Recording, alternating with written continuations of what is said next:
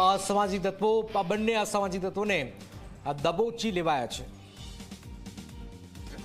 જે શરૂઆતમાં રખિયાલ પોલીસ સ્ટેશનમાંથી એક કંટ્રોલમાં વર્દી આવી હતી। અમુક લોકો તલવાર લઈને ફરે છે, એના લીધે ત્યાં રખિયાલ પોલીસ સ્ટેશનની મોબાઈલ 2 ત્યાં ગઈ।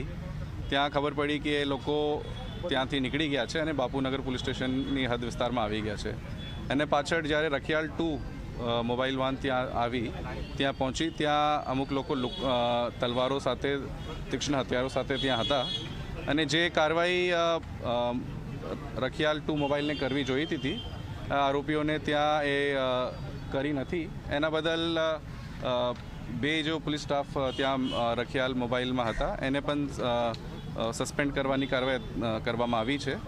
સાથે સાથ જે 6 આરોપીઓના નામ આ 2 ફરિયાદોમાં રાઇટિંગ અને અટેમ્પ્ટ ટુ મર્ડરની 2 ફરિયાદ થઈ છે, એક રખિયાલ પોલીસ સ્ટેશનમાં અને એક બાપુનગર પોલીસ સ્ટેશનમાં, જેમાં 6 આરોપીઓ છે અને 6માંથી 2 આરોપીઓને, મુખ્ય આરોપીઓને લેવામાં અટક કરવામાં આવી ગયા છે।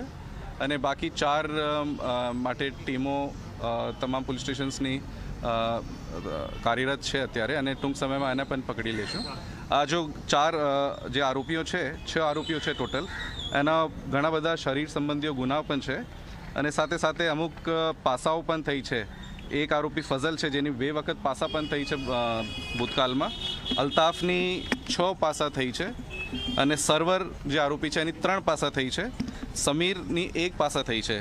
આ બધાઓ વિરુદ્ધમાં ઘણા બધા શરીર સંબંધી ગુનાઓ છે અને આ 4ને જે પકડવાની બાકી જે કામગીરી છે આ પણ ટૂંક સમયમાં પૂરી કરવામાં આવશે। અત્યારે અમે આ ગુનામાં જે આરોપીઓની પકડવાની કાર્યવાહી ચાલુ છે અને જેમાં ગંભીર અને ઉપર અમને કલમ કાયદાકીય રીતે લગાવી શકે, આમાં પ્રોસેસ કરવામાં આવશે। કેટલાક આરોપી તો ગુનાહિત ઇતિહાસ ધરાવે છે, 40 પણ વધુ ગુના છે, કયા આરોપીઓ વિરુદ્ધ કયા ગુનાઓ છે? જે 6 આરોપીઓ છે, પહેલાં જે છે ફઝલ, આના ઉપર 16 ગુનાઓ છે અને આની 2 વખત પાસા થઈ છે। બીજા નંબરમાં અલ્તાફ છે, એના ઉપર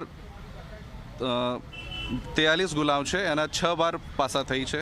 સર્વર ઉપર 21 ગુનાઓ છે અને 3 વખત પાસા થઈ છે।